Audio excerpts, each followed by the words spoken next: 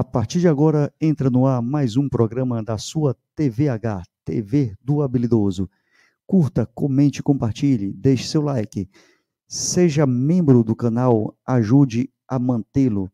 Doe através do Pix TV do habilidoso@gmail.com.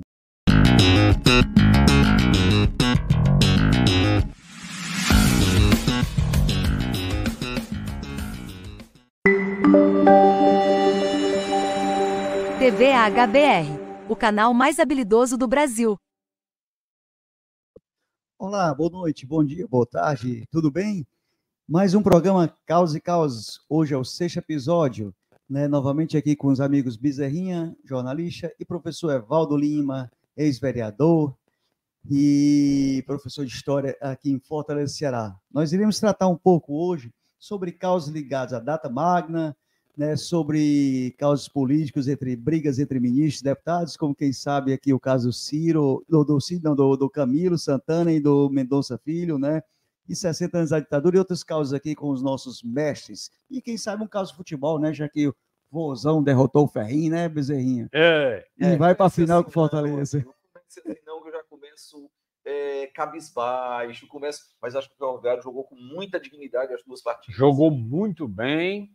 E eu gostei do placar, porque foi um empate. É porque eu digo, Evaldo, que no futebol, a minha primeira pele é alvinegra e a segunda por baixo é a do Ferrão, por conta do amor que o meu pai tinha pelo Ferroviário. A gente faz o clássico da paz. Ceará e Ferroviário, nós fazemos o clássico da paz. Mas eu não posso deixar de manifestar minha indignação aqui. Rapaz, quando era lateral para o Ceará, perguntavam para o juiz de quem era o lateral, o juiz dizia, é nosso. Quando o Ceará fez o segundo gol, os caras saíram vibrando junto com o juiz comemorando o gol do Ceará. Se não dá, Bezerrinha, mais uma vez o nosso Ferroviário, né, meter a mão no nosso Ferroviário. Torcedor chorar, Bezerrinha. O Chicanice contava uma história que tinha um jogo no interior e o time da casa precisava ganhar do adversário que vinha de fora. E eles compraram o juiz, garantindo que a arquibancada toda seria cercada de policiais para garantir a segurança física dele. Ele ia roubar o adversário. Começa o jogo, estádio lotado, e cadê os militares? Aí ele não dava nada contra o time de fora, né? com medo de invasão de campo, mó de peia, e passou o primeiro tempo todinho assustado. Quando foi começar o segundo tempo, aí sim os policiais militares chegaram no estádio cercado, todo alhambrado. Aí ele toca para começar o segundo tempo, aí marca um pênalti contra o time de fora. Aí, mas aqui no meio de campo, como é que pode... Você não está lembrado, não, daquele lance lá no primeiro tempo, em que eu não dei pênalti? Estou dando agora. Então, o Ferrão é o seguinte, o Ferroviário tem uma história bonita e, realmente, a máfia do futebol sempre conspirou contra o Ferroviário. Da Barra do Ceará. Disso... Um time de origens operárias. Mata-Pátio, no Jurubeba. Como causos e causos é cultura, eu quero dizer aqui para o amigo, deixar aqui um abraço para o Luiz Carlos, para meu guru Bezerrinha, quero dar uma dica cultural.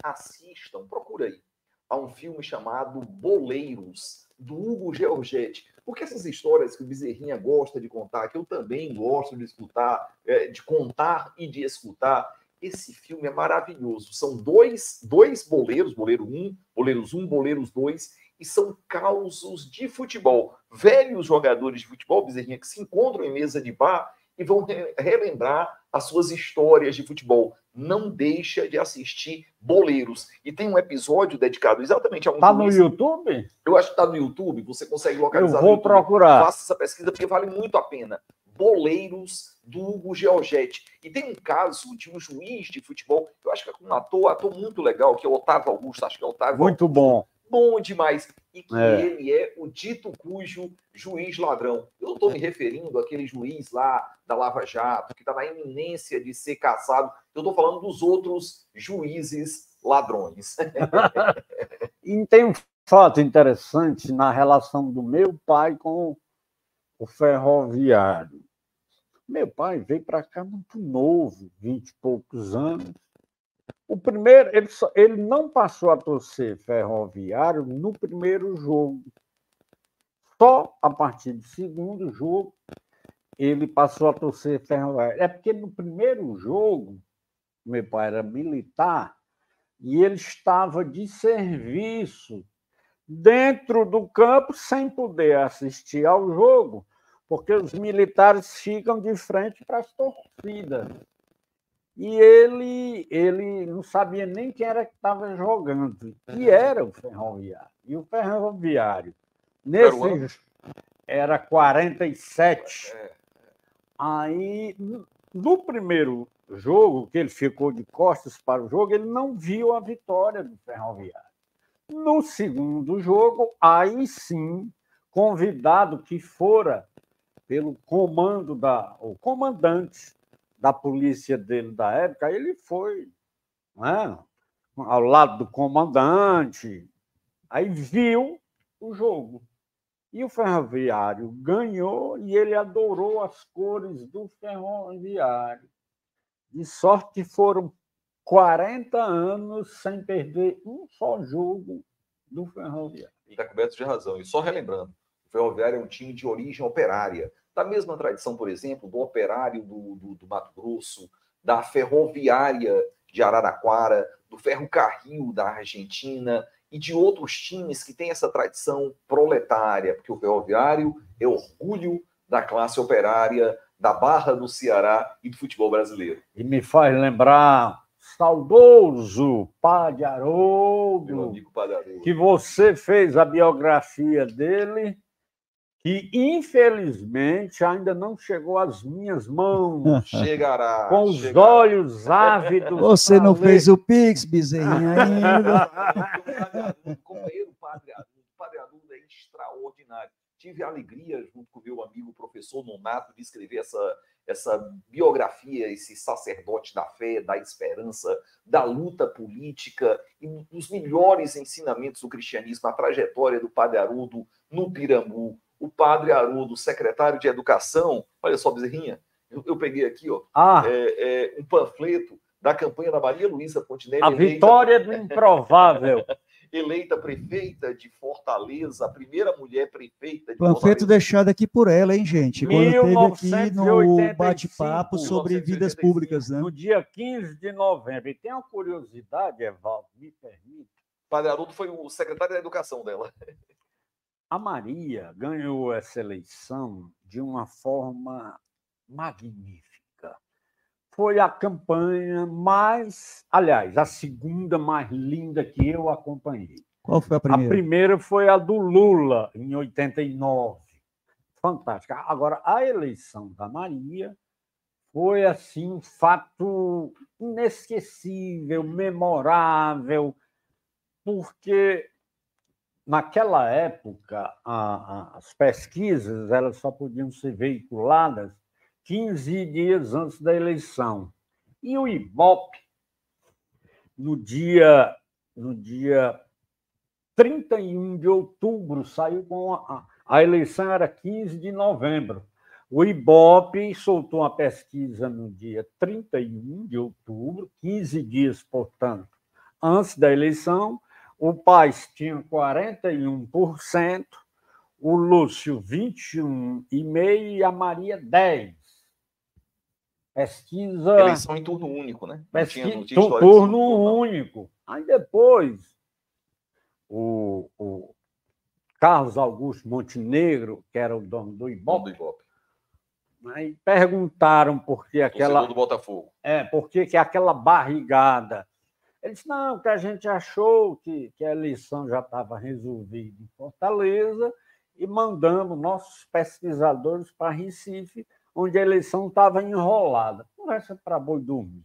E ainda, referente a esse ano de 85, o Jânio Quadros concorreu à Prefeitura de São Paulo contra o Fernando Henrique Cardoso. Muito bem. O Jânio tinha a certeza de que o Ibope tinha se vendido para o PMDB. E durante toda a campanha, Evaldo e Luiz, era sempre o Fernando Henrique na frente, e ele muito atrás. E o Jânio era aquela figura histriônica. Aí foram fazer entrevista com ele. Doutor Jânio, perguntou o repórter, como é que se observa esse movimento dessas pesquisas do Ibope? Aí ele, canalhas, corruptas, desonestas. Aí o mesmo repórter foi ao Carlos Augusto Montenegro, presidente do Ibope.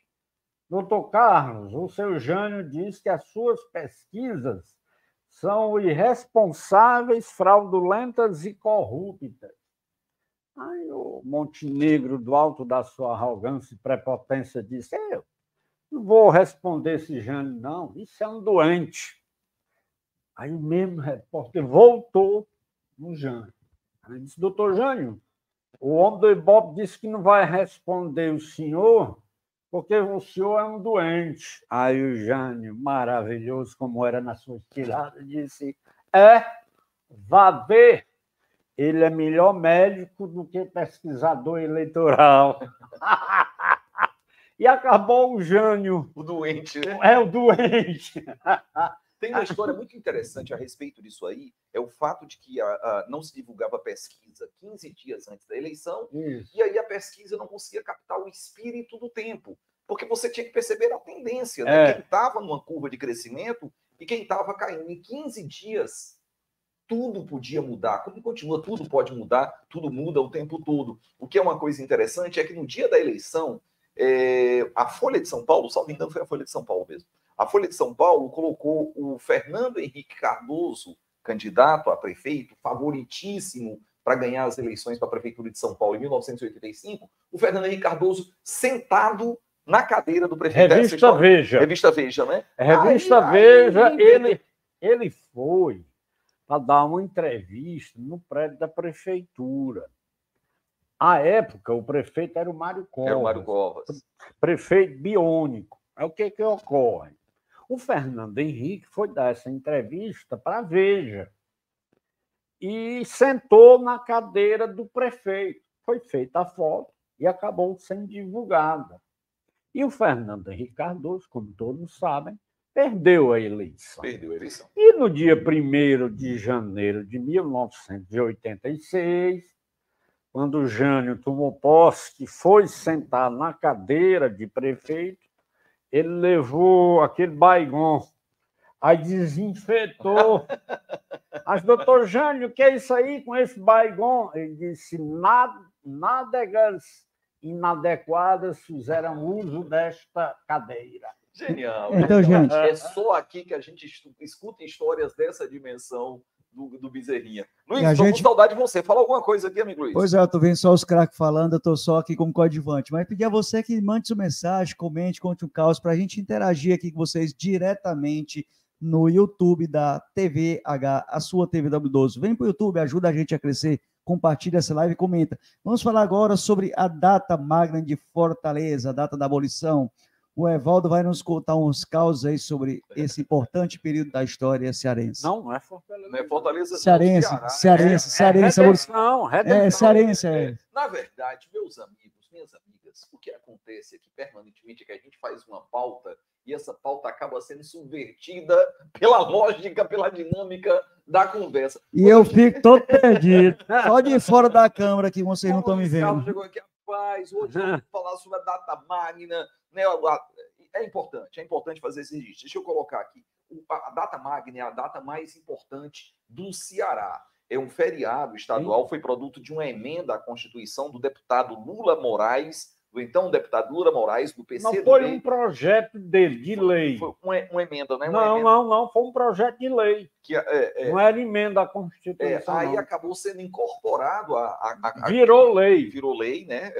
É uma lei aqui estadual e concebe o dia 25 de março como o Dia do Ceará. Isso faz uma alusão ao pioneirismo do Ceará na abolição da escravatura, porque o Ceará foi a primeira província do Brasil a abolir a escravatura no dia 25 de março de 1884. Quer dizer, 4 anos antes da abolição da escravatura. O Bezerrinha estava até lembrando, olha, antes mesmo aqui da província do Ceará decretar a abolição, a Vila do Acarape, que depois mudou o nome para Redenção... Porque não tinha Redenção ainda. No dia 1º de janeiro de 1883, a Vila do Acarape também aboliu a sua escravatura. É oportunidade para a gente lembrar a trajetória de personagens fabulosas. A gente acaba citando muitas personagens da elite, não é? Isaac Amaral, Beton de Alencar, Maria Tomásia... todas essas peças, João Cordeiro, que eu tenho muito respeito por João Cordeiro, enfim, mas a gente precisa destacar personagens Dragão do Mar, como Dragão do Mar, como Luiz Napoleão, como a Preta Samoa. Quer dizer, colocar que o negro nunca foi submisso à escravidão, que a abolição da escravatura no Ceará foi produto de uma época, de uma conjuntura favorável e da luta do negro que nunca se submeteu à escravidão. Aí o Bezerrinha lembra a história do Dragão do Mar, do menino, o Chico da Matilde. Que nasceu lá em Canoa Quebrada, 1839. Nasceu em Canoa Quebrada em 1839. Logo que ele nasceu, Bezerrinha, tem uma história curiosa. Você sabe quem nasceu em 1839 também? Machado de Assis. Olha aí, que coisa interessante. Também gênio. Também negro. É bom que se fale isso. Ele não era bem negro, mas era um mulato. Porque embranqueceram essas personagens da nossa história. O Chico da Matilde, Dona Matilde era mãe do Francisco José do Nascimento, do menino Chiquinho. E o menino, logo que nasceu, ele acabou sendo... Ele até teve uma extrema-unção, Bezerrinha. Ele se engasgou com uma espinha de peixe e foi desenganado. A dona Matilde fez uma promessa para Nossa Senhora de Nazaré. O menino se salvou. O pai do menino acabou foi para Amazonas, né, meu ciclo da borracha. Desapareceu, nunca mais retornou, morreu por lá mesmo. A dona Matilde ficou viúva e criando 2 filhos, não tinha como criar 2 filhos, acabou dando o menino para um juiz lá da região do Aracati. A dona Matilde descobriu que esse juiz ele vivia com me perdoa aqui, Luiz, com uma rapariga. Quando a dona Matilde soube disso, Dona Matilde foi lá na casa do juiz, tomou o filho de volta. Ela tinha dado a criança para o juiz criar. Ele foi lá e pegou o menino de volta e disse: eu sou preta, mas não criei meu filho para ser criado por Kenga. E tomou o filho de volta. Não tinha mais ambiente para ela em Aracati. Ela e ele acabaram saindo. Ela entregou o menino para ser criado em alto mar, passou anos e anos no mar, era moleque de recado em navio de um comendador português, somente foi aprender a ler com 20 anos de idade, se tornou jangadeiro, prático, teve um papel extraordinário na greve dos jangadeiros, que impediu que escravos do Ceará fossem vendidos para outras províncias, quando ele disse que no porto do Ceará não se embarcam mais escravos. Um papel extraordinário. E nem desembarca. Essa questão fundamental era não embarca. Porque quando a Inglaterra fez a pressão pelo fim do tráfico internacional de escravos, desapareceu o tráfico internacional pela Bill Aberdeen e as leis que surgiram aqui no Brasil, mas aqui no Brasil aumentou o tráfico interprovincial. Isso. Então, províncias que o braço escravo não era determinante para a sua base econômica, o Ceará, por exemplo, acabava vendendo seus escravos para as províncias que vizinhas. E aí era para São Paulo. Sobretudo Pernambuco, da cana-de-açúcar, Bahia, o São cacau. Paulo, Rio de Janeiro, Minas Gerais. Enfim, quando houve o fechamento do porto e houve toda uma luta abolicionista, uma história extraordinária aqui no Ceará, alguns jornalistas vieram aqui para o Ceará para acompanhar esse processo. José do Patrocínio, encantado por essa história toda, chamaria o Ceará de a terra da luz. E o Dragão do Mar foi para o Rio de Janeiro, ele acabou dando a sua jangada para o Museu Nacional do Rio de Janeiro. Ele foi festejado nas ruas do Rio de Janeiro, aclamado como herói nacional. Edmond Morel tem um livro, Vendaval da Liberdade, que conta essa história do Dragão do Mar, uma história fascinante. Merece destaque a Preta Simoa, a mulher do Luiz Napoleão, uma mulher que lutou pela abolição da escravatura negra, escrava que lutou pela abolição da escravatura. Tem histórias maravilhosas aqui no Ceará, e a gente tem muito orgulho dessas histórias. Então, quero aqui parabenizar ao deputado Lula Moraes, parabenizar a todos os cearenses pela celebração da nossa data máxima, data magna, que é dia 25 de março. 25 de março. Próxima semana. Que é aniversário também segunda-feira do Partido Comunista do Brasil. 25 de março. De 1922, 1922, lá em Niterói, aqui os revolucionários, Astrogildo Pereira que fundaram o Partido Comunista do Brasil, PCdoB, em 1922, lá em Niterói, no Rio de Janeiro. Você sabe para quem o Dragão do Mar passou o bastão para a luta negra? Ele morreu. Para quem? Ele morreu em 1914.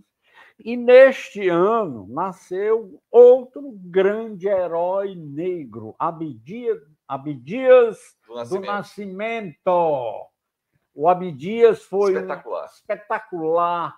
A vida inteira foi em defesa, foi militando no movimento negro. Quando o Brizola volta do exílio em 79, ele também volta ao Brasil, se filia ao PDT, já que o Golbery, em conluio com a Ivete Vargas, tomou o PTB do Brizola. O Brizola chorou copiosamente. A traição. Que covardia. Mas dizem também que, nesse processo, na justiça, essa disputa entre o Brizola e a Ivete Vargas, você sabe quem era o advogado do Brizola? Sepúlveda Pertence. E aí disseram para o Brizola que um dos prazos importantes o Sepúlveda perdeu. Aí o Brizola disse, quer dizer que o apego ao horário, à data, ao Sepúlveda não pertence, porque perdeu um dos prazos. Mas, na realidade, o fato real é que o Golbery manipulou, junto ao Tribunal Superior Eleitoral, tirou do Brizola a força bruta, o histórico PTB. Eu não tenho a menor dúvida, Evaldo, se Brizola tem retornado como retornou e retomado o PTB, eu acho que teria sido presidente do Brasil. E outra coisa, amigo... Teria enfrentado a grande mídia mesmo, o Brizola, e entrando aí já na ditadura militar, 60 anos de golpe militar, dia 31 de março desse ano? Eu vou contar essa história que está errada. O golpe nem foi 31, nem foi dia 1º. O golpe se deu no dia 2 de abril. Vou lhes explicar por quê. No dia 31, o Olímpio Mourão, a vaca fardada, Juiz de Fora, né? Saiu de Juiz de Fora em direção ao Rio de Janeiro. E quando o grande arquiteto do golpe entre os militares era o Castelo Branco. Cearense, infelizmente. E aí, quando o Castelo ligaram para o Castelo e disseram, Castelo, o doido do Olímpio já partiu com a guarnição dele aí para o Rio de Janeiro. Ele ficou louco, porque o dia que eles haviam escolhido a cúpula militar com auxílio luxuoso do Lincoln Gordon e do coronel Vernon Walters, eles tinham combinado de fazer a derrubada no dia 2 de abril, porque houvera no dia 19 a marcha com Deus pela família, e eles iam repetir a mesma marcha no Rio de Janeiro, só que no dia 2. E o general Mourão precipitou os acontecimentos.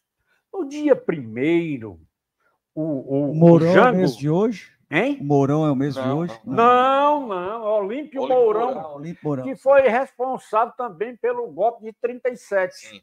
Um plano Cohen. Cohen. Aí o que ocorre? Não vou interromper aqui, não. Não, à vontade. Mas o plano Cohen, só para essa história aí das fake news, das mentiras. Foi a fake news da época. Foi a fake news. É um falso plano.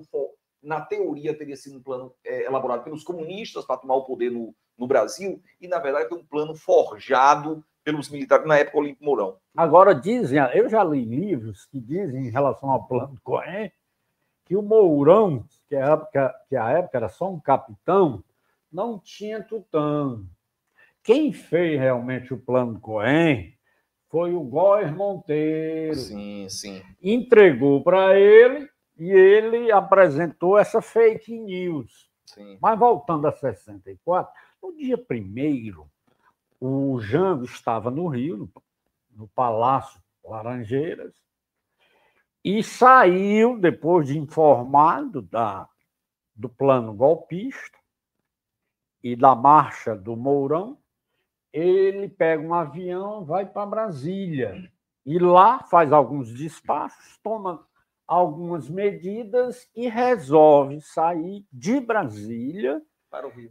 Não, para o Porto Alegre. No dia 1º, ele viajou de Brasília para Porto Alegre. Então, o golpe... Não havia vacância.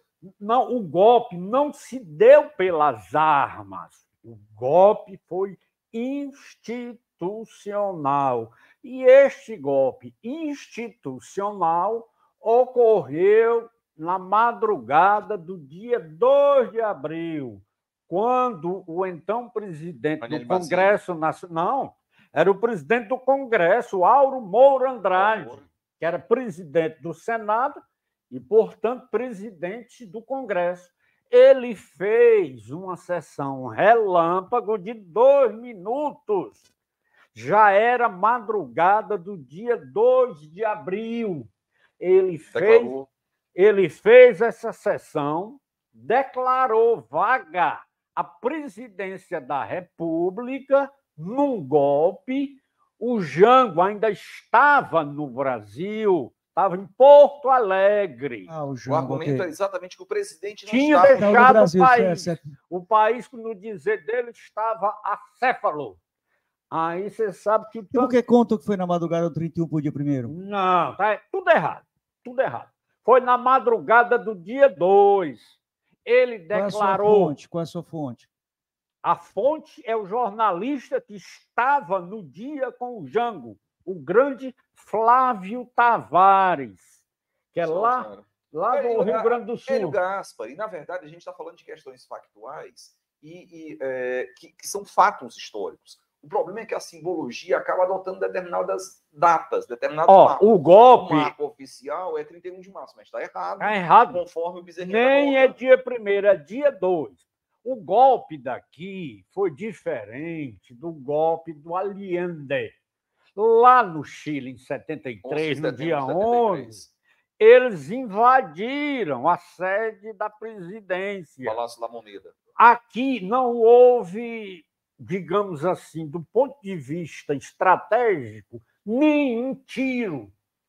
Então, 2 horas da madrugada, o Auro Moura Andrade decreta a vacância do cargo de presidente, imediatamente convoca o Ranieri Mazzilli, que era o presidente da Câmara, portanto, na ordem sequencial, era o presidente. 4 horas da manhã, o senhor Auro Moura Andrade foi acordar o presidente do Supremo e arranjar de última hora um general desocupado, e às 4 horas da manhã do dia 2, o presidente do Supremo, com o presidente do Congresso e um elemento das Forças Armadas deram posse a Ranieri e Mazzilli. Deixa eu só falar uma coisa aqui. A terra não é plana. Houve ditadura, houve tortura. O amigo Bezerrinha está relembrando aqui o episódio factual do golpe militar de 64. A ditadura, o fechamento do regime, acontece especialmente depois do 13 de dezembro de 68, com a edição do ato institucional número 5. É o golpe dentro do golpe. Dentro do golpe. O que a gente assiste é barbárie, é execução, é tortura, figuras macabras como Fleury, como Ustra, o desaparecimento de jovens, o assassinato de jovens, o exílio, a repressão, a tortura e a morte. Nós precisamos lembrar, para que não se esqueça, para que nunca mais aconteça. E o nosso país esteve na iminência de um golpe de Estado. Por muito pouco, a democracia sobreviveu a essa nova tentativa de golpe de Estado. E a gente defende aqui nenhuma anistia para golpista. Sem anistia. O golpista é na cadeia, que seja respeitado devido ao processo legal. Mas lugar de golpista é na cadeia. Ô, Evaldo, eu tenho uma tese, me perdoe, me meter a historiador, eu sou historiador autodidata. Só ocorreu 64 porque não se puniu 37. Se os algozes da democracia de 37, o alto golpe que o Getúlio deu para continuar no poder, no dia 10 de novembro de 1937, se os militares golpistas, eles tivessem sido punidos ao final do Estado Novo, que foi em 45, certamente não teria havido 64. Beleza, Bezerrinho. Então, se tivesse sido punido também, certamente não teria tido 8 de janeiro de 2023. Claro que não. Teria, olha, a democracia num país não é Brasil. Democracia nos países latinos, ela anda sempre na corda bamba. A esperança equilibrista, né? A esperança equilibrista. Parece... porque a utopia é o futuro. E a nossa utopia, de parte da sociedade brasileira, acaba sendo uma distopia. Beleza. E eu queria que você, em um minuto, rapidamente, nas considerações finais, falasse da briga entre o Camilo Mendonça ou lá atrás do Cid que mandou o pessoal da Assembleia para... Deixa eu falar aqui para a nossa amiga. Eu ia deixar o Carlos estava aqui falando, rapaz, antes de começar aqui, bastidores do Caos e Caos. Cheguei um pouquinho antes aqui, fiquei tomando um cafezinho com tapioca aqui, tapioca de primeiríssima qualidade, e o Luiz Carlos me pergunta, rapaz, você viu o episódio do Camilo e do Mendonça, do Mendonção, o ex-ministro da Educação, a cara do centrão da direita do bolsonarismo lá de Pernambuco, o debate em torno do novo ensino médio, que o Camilo teria dado murro na mesa, e parece que os dois quase chegaram a se atracar. Eu estava vendo essa história assim, muito por cima, isso aconteceu hoje. Aí o Luiz estava falando, mas essa história não é a primeira vez que isso acontece, não. Já aconteceram conflitos entre ministros e parlamentares. Aí a primeira história que veio à cabeça, obviamente, foi o episódio do ministro da Educação, do então ministro da Educação, Cid Gomes, que foi convocado pelo Congresso ali, pelo Câmara dos Deputados, Eduardo Cunha, e algumas pessoas alimentavam a expectativa de que o Cid iria baixar a cabeça para o Cunha qualquer. O Cid, na tribuna da Câmara dos Deputados, foi para cima do Cunha e, entre outros adjetivos, chamou o Cunha daquilo que ele efetivamente era: achacador, chantagista. A história acabou mostrando quem é que tinha razão em todo esse processo. Bom, eu vou terminar, que é uma história muito engraçada. Eu prefiro terminar com o golpe de Estado de 64. Um dos grandes articuladores do golpe foi Carlos Lacerda, à época governador da Guanabara. Foi um dos arautos do golpe de 64, o Corvo, apelido dado pelo Samuel Weiner. Bom, o Lacerda, depois que os militares, e junto com os civis, dão um golpe, ele é mandado para a Europa para ser uma espécie de advogado do establishment que se instalou no Brasil. Só que ele foi enganado porque ele tinha um sonho. Em 65, tinha eleição presidencial. Ele queria ser candidato a presidente em 65 para disputar com o Juscelino. Só que o canalha que envergonha o Ceará, do jeito que você tem um dragão do mar, você tem um Castelo Branco, que é um canalha, foi um canalha, ele traiu todos os compromissos que assumira no dia da posse dele, no Congresso Nacional, no dia 15 de abril de 64. Ele prometeu, Evaldo, manter o calendário de 65 para em 66... Calendário eleitoral. Para, no dia 31 de janeiro de 66, passar o poder para um civil. Só que no ato institucional número 2, ele acabou com a eleição direta para presidente. Lacerda, que era um parceiro de primeira hora do golpe, passou visceralmente a ser inimigo do Castelo Branco, aquela figura pequena, atarracada, feia, sem pescoço, tipo um Frankenstein. Aí, depois do rompimento do Lacerda com o Castelo Branco, o repórter perguntou o que é que Lacerda achava do Castelo Branco. Ele diz: traz no corpo a deformidade da alma. Espetacular, espetacular. Mais feio por dentro do que por fora. Beleza, Bezerrinha, beleza, Evaldo, obrigado, gente. Mais um programa Causa e Causa. Estava com saudade, desde janeiro não tinha outro, mas agora voltará a ser uma vez por mês. Tem o direito às minhas considerações finais? Eu pensei que você já tinha... Tem, claro, o tempo é seu, estou seguindo o seu tempo aí, que está limitado, que ele vai para outro evento, mas eu queria agradecer a todos vocês que estão assistindo e irão assistir. E amanhã a gente terá uma live com a pré-candidata para Fortaleza, Luciane Lins, aqui no canal. Então se liga na TVH, Evaldo, contigo, fecha o programa. Só para fechar o programa aqui, para dizer para você, amigo, amiga que nos acompanhou, esse programa tão rico, tanta aprendizagem ao lado do Luiz Carlos e ao lado desse mestre que é o Bezerrinha. Hoje a gente transitou um pouquinho pela liberdade e também pelo golpe, reafirmando que não existe alternativa à democracia, que os muitos problemas da democracia devem ser resolvidos com mais democracia, com mais participação popular, que nenhuma alternativa golpista deve ser levada adiante e que lugar de golpista é na cadeia e a democracia sobreviverá. Grande abraço. Tchau, tchau. Valeu, gente. Liberdade sempre.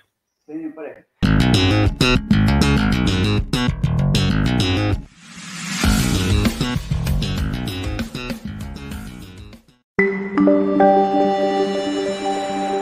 TV HBR, o canal mais habilidoso do Brasil.